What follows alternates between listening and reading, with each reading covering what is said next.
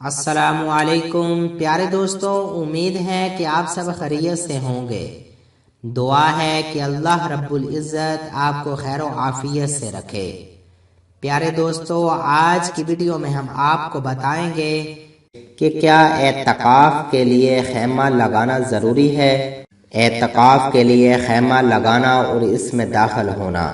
سیدہ عائشہ رضی اللہ تعالیٰ عنہ بیان کرتی ہیں کہ نبی کریم صلی اللہ علیہ وآلہ وسلم رمضان کے آخری عشرہ میں اعتکاف کرتے۔ میں آپ صلی اللہ علیہ وآلہ وسلم کے لیے مسجد میں ایک خیمہ لگا دیتی اور آپ صبح کی نماز پڑھ کر اس میں چلے جاتے۔ معلوم ہوا کہ اعتکاف کے لیے اپنا الگ خیمہ نصب کرنا درست ہے تاکہ عبادت کرنے میں یکسوئی اور اطمینان ہو اور توجہ دائیں بائیں تقسیم نہ ہو۔ خلوت میں بیٹھ کر اللہ تعالیٰ سے مناجات کا سلسلہ جاری رکھا جائے۔ آج کل مساجد میں جس طرح خیمے بنائے جاتے ہیں، چادریں لٹکائی جاتی ہیں، یہ درست ہے، اور اگر کسی مسجد کے صحن میں خیمہ نصب کر کے اعتکاف کیا جائے تو وہ بھی صحیح ہے۔